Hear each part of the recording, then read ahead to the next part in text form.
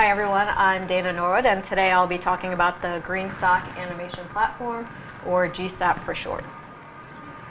What is GreenSock? It's a suite of high-performance JavaScript animation tools, and I'll talk a little bit more about what this means later. Development of the GreenSock API began in 2006. It was originally a tweening library for Flash, but obviously when we talk about web animation now, we're typically not talking about Flash, so the developers built a JavaScript version around 2012. So this is an API that's been in development for 10 years, so it's pretty well supported and fairly mature. So why GreenSock? We have native CSS, native JavaScript, we have the web animation API. So why do we need a separate library to handle animation? GreenSock is performance optimized. They often boast that it's a lot faster than jQuery, and it has great cross-browser support. So we work in Chrome a lot, but in a development environment, or production environment rather, we have to be aware of how our projects are going to render across different browsers. And as an example, Safari, Chrome, IE, and Firefox all handle CSS transforms and transform origin differently. So you might have a scale or a rotation animation that's actually going to display differently in different browsers.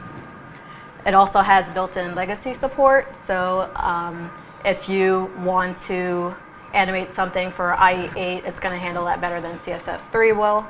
And it's also render layer agnostic, which means it can handle animating CSS properties of DOM elements, also Canvas, SVG, and WebGL. And in fact, Chrome is actually deprecating the language Smile, which is often used with SVG. So if you want something that's just going to work across browsers, GreenSock is a good solution.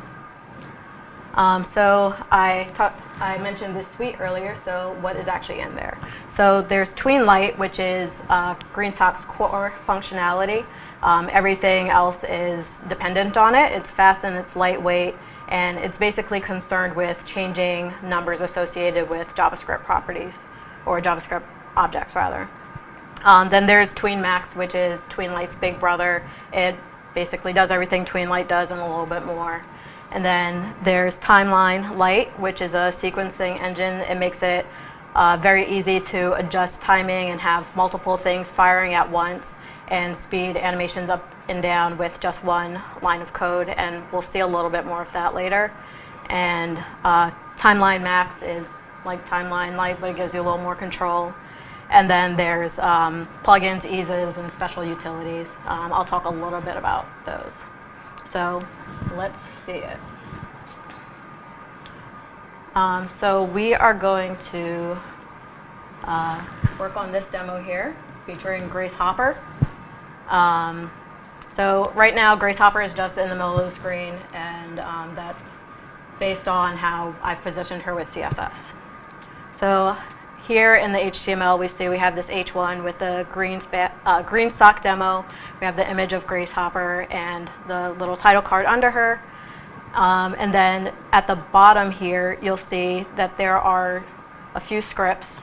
The first one is the Tween Lite library, and that's being loaded from a CDN. And then I'm also using the CSS plugin. So Tween Lite is meant to be fast and efficient, so it's really just the core functionality. So I'm also going to add in CSS plugin so that I can use some CSS properties. If you were using Tween Max, it would already have the CSS plugin.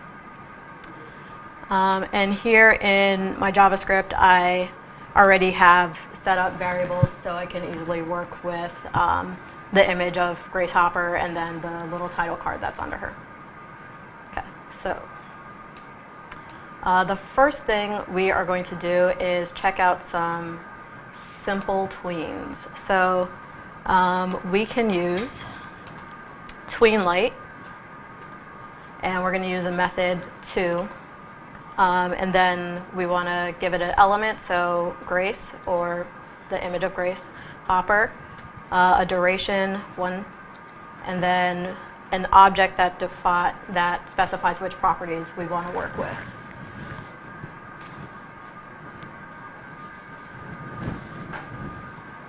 And so I'll give this a width of 100. And if we switch back here and we refresh, Grace Hopper shrinks down. We can also change this method to from, which will say we want to start from whatever property we're giving here, and then she'll end up, or the object will end up being positioned as you have it in your CSS or HTML.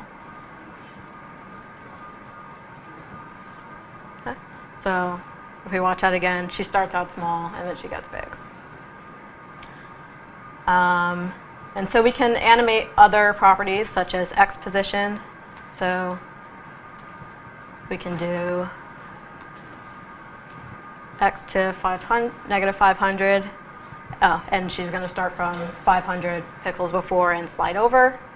And we can also do multiple properties, so we can change the X location there and then also the width. Actually, I prefer 2. So, and we can also specify where to start from and where to end up, but using from to. So here we can start her at X at 500, and then we'll do another object of X to 400. And she's just sliding all over the place now. So I've largely ignored this title card here, but we can also do 2 objects. So I'll do another tween. I'll change this to 2.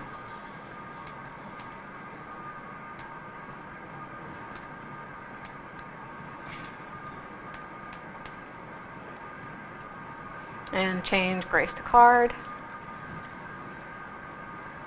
And now they both move at the same time.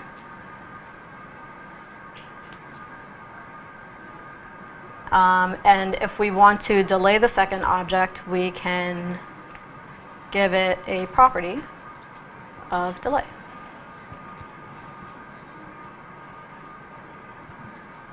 And so here, this takes 1 second, so if I do a delay of 1 second, it waits until the other one finishes.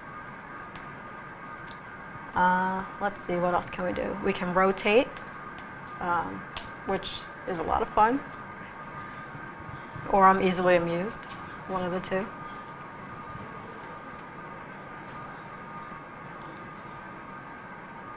And I messed something up. I didn't spell rotation correctly. And there we go. Okay. So what else can we do? So let's bring in the timeline library. So I'm going to add this to my HTML down here at the bottom. Okay. So let's say we have a bunch of animations that we want to do.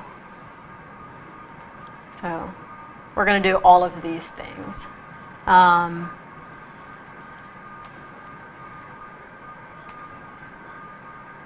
We are not going to do any of those things, apparently. I am also going, I didn't talk, I skipped over talking about the ease library, but let me add that in, because that is breaking things. Okay. And now we've got some bouncing and some shaking, and some spinning, really, really wild stuff. So the way that I have this written in the JavaScript now is, let me wrap this so you can see it. So the way this is set up is each animation is delayed so that it runs directly after the previous animation. And you can imagine if we had a lot of animations, this would get kind of obnoxious to maintain. If we wanted to change the length of this animation to 7, for example, we would have to change every single delay here. And we don't want to do that. So the the timeline library allows us to manage this more efficiently.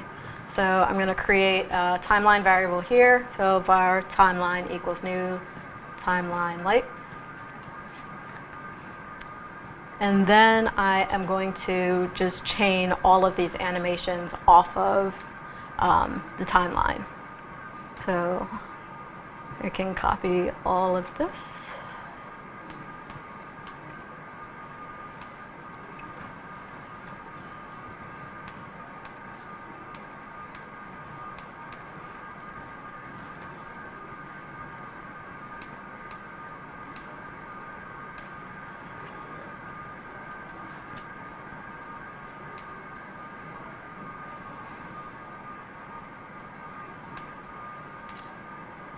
And then actually let's leave the delays in for now, and let's check out what it looks like now.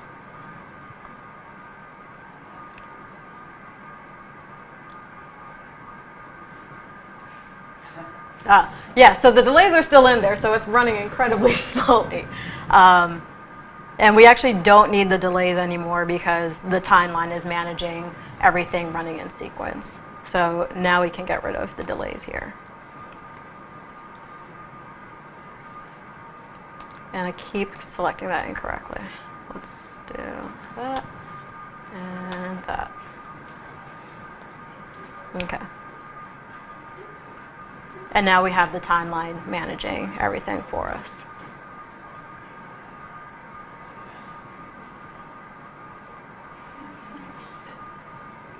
Okay. And that's a basic overview of how timeline and tween light work. I also wanted to show a couple of code pens because they can show some more advanced features a lot faster than I can put together for a demo. This is a pretty basic one, but it's just very fluid and I think it's pretty cool. So just as you're scrolling, it's just changing the title at the top. I think it's just done very well. And I mentioned that GreenSock works well with SVG. So if you go on CodePen and search for GreenSock, there's a lot of examples of people using GreenSock with SVG and doing a lot of really cool animations. They also have a utility called Draggable that allows you to drag things very easily. So this is a SVG Mr. Potato Head, and you can, play Mr. Potato Head using GreenSock. So that's pretty fun. And what else do we have here? This is another example of Draggable, so you can just throw this cow over the moon. So that is it. If you are interested in learning more about GreenSock, they have a lot of links for learning and resources for the API on their website. I Hate Tomatoes also has a lot of great tutorials. Noble Desktop has a free online seminar, and Noble Desktop is pretty awesome in general for learning more about web design and development. And CSS Tricks has a great article that kind of compares different web animation technologies. Thank you.